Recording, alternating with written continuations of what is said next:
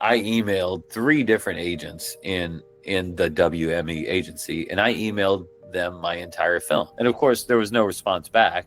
But yeah, I got a response back. It was Horse Girl. That's Yep.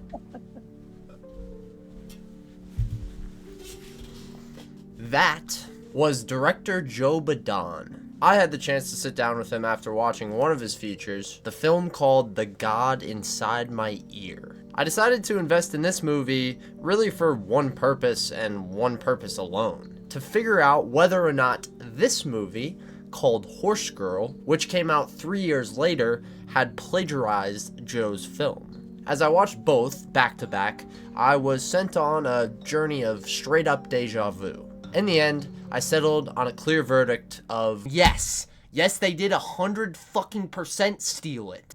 Just weeks ago, I sat with nothing to prove my explicit stance. Nothing but a short YouTube video, some deleted Reddit chats, and my own mind. I never expected to feel confirmation of my gut feeling. Little did I know, the borrowed bangs theory went deeper. Joe was nice enough to contact me and not just sit down for an hour and a half in what I said was going to be a 30-minute interview, but also bring the proof that I was not expecting. I should have walked out of this conversation angry, done with Allison Brie, pissed at the industry, wanting to use the proof to help out somehow. Instead, I left the conversation with something I expected even less than proof: hope.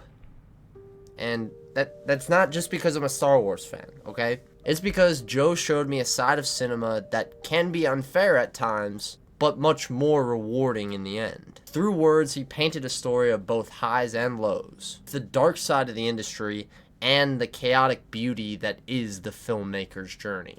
A beauty that can come with struggle, but in the end create a true artist just like Joe Badon is. As I talk to this introspective, relentless, and carefree individual, you'll quickly see why my focus went from the proof to the wild story of the man in the chair.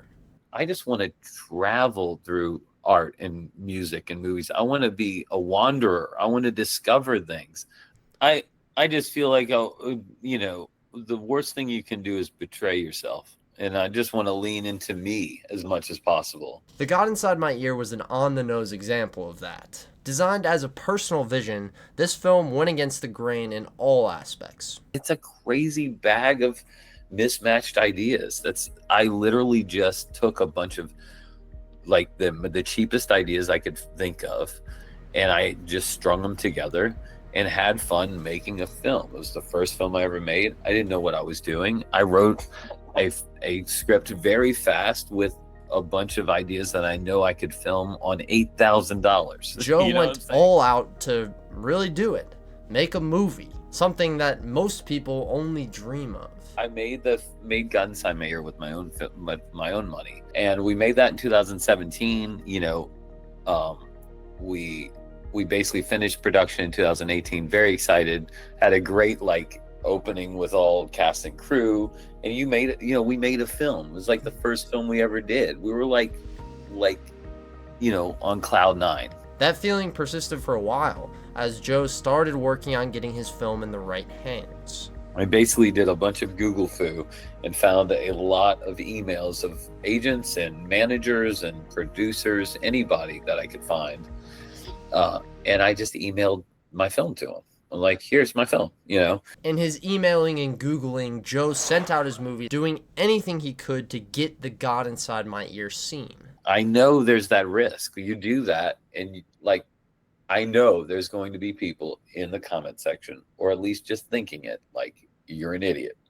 First of all, you send out your film, you're risking it getting stolen. This is what I've always done in my life. I've always wanted to just give away my ideas. I've always wanted to just have my shit out there. I just want to make my shit and people see it, right? This might sound like a dire mistake. Putting your movie out there so openly, it can only lead to bad. Why would you be so flippant with a piece of monetizable art? The same thoughts popped into my head when he said this, until I asked what the alternative was.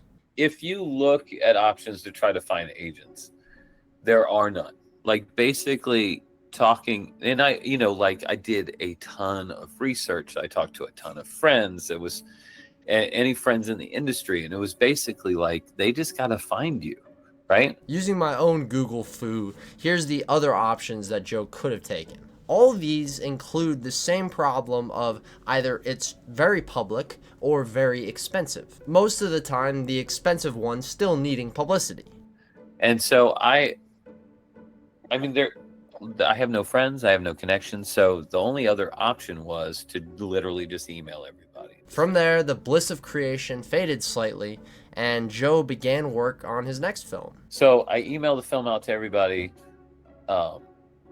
I forget about it at this point. At this point, I'm working on Sister Tempest. Actually, Sister Tempest in 2020, we just finished it and it just came out. And then I have a friend call me and say, you got to check out Horse Girl.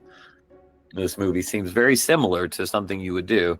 And then watching Horse Girl and realizing, this is the same bag of ideas, just rearranged differently. It was just like, what the fuck? The similarities are pretty damning. Actually, I think I have a couple whiteboards that show that off. Surprisingly, though, the nail was not quite in the coffin for Joe until the final scene. And then at the end, her going up into light, I told my wife, I was like, if she goes into light, then that's the end. This is it. This. They've definitely seen my film. And then when she went up into light, I was like, well, this is it. I can't imagine the feeling of seeing so many of your ideas reused. Joe's reaction was to do exactly what anyone would.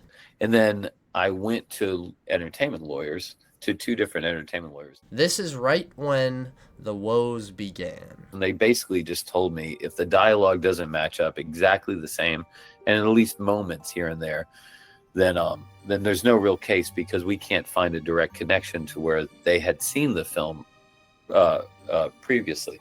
This was back in 2020, shortly after Horse Girl released. The conversation got started with Joe at the forefront until it got the attention of an IP lawyer. He suggested that Joe search his email for any type of paper trail linking Allison Brie or anyone else involved with Horse Girl to his project. So I looked up, and in 2018, I emailed 3 different agents in the WME agency, and I emailed them my entire film. WME agency is Allison Brie's talent agency. And it wasn't just one agent either. 3 separate emails were sent this message. That's 3 chances for it to get passed along to the woman herself. I emailed them the link and the password and what the film was about, and I was like, I want representation. I'm a new director, etc. Said it a lot nicer than that, but yeah, that's what I said. And of course, there was no response back. But yeah, I got a response back. It was Horse Girl. At this point, 3 years after the God Inside My Ears release, Joe decided against getting into the legal battle with Netflix. Why? Because Joe learned proving stolen ideas is just not that simple. It's like you can't trademark an idea. And it's interesting that even with the new Allison Brie lawsuit, I remember reading a lot of articles, and a lot of what her lawyers are saying is that exact sentiment, is that you can't trademark an idea. Idea stealing in film, and specifically indie film, is a problem that's not talked about enough. Like anything in the world, normally the person with money wins in one of these suits. I don't blame Joe for not wanting to spend years uprooting his life to fight a major corporation that would surely sue back. So, where do we go from here? Where did Joe go from here? I think it would end up maybe being a positive, but it's definitely been a negative in my emotional state. I think I've driven myself into the ground trying to kind of top myself and to create like some piece of cinema that maybe no one's ever done before, At first, this sounded like a negative to me. This had gotten Joe to the point where his art would be forever affected. I thought that effect could be nothing short of pure stagnation. Instead, the situation left Joe with a will like no other. A will to change the narrative both metaphorically and literally. But so I'm really trying to like break down what cinema is. I think after doing God Inside My Ear and having this whole thing play out with Horse Girl, I realized that everybody's just telling the same stories over and over again. And so no matter how quirky I tell a story, it's going to be the same story that's been told since cavemen were beating each other over the head. I just feel like, the worst thing you can do is betray yourself. And I just want to lean into me as much as possible and be as true to myself as possible. I just want to travel through art and music and movies. I want to be a wanderer. I want to discover things. I don't want to get into a genre or a camp and just be like, this is what I'm doing, because it's boring. It's the same shit that everyone's always done. I wanted to try to dissect how stories were even being told. I still want to tell a narrative, but tell it as much in a different way as has never been done before. And so that's what I'm interested in more than anything now. But I think it does come from this trauma, basically, of having a story being stolen from you. I'm more interested in telling films that are basically like, fuck you to Hollywood.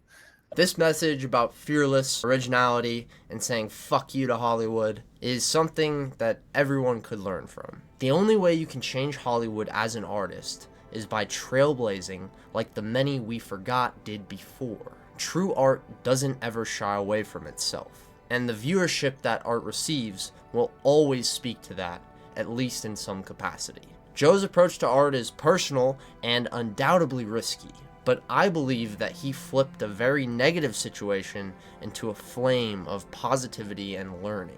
One that's burned so hot that it melted anything off of Joe that wasn't himself.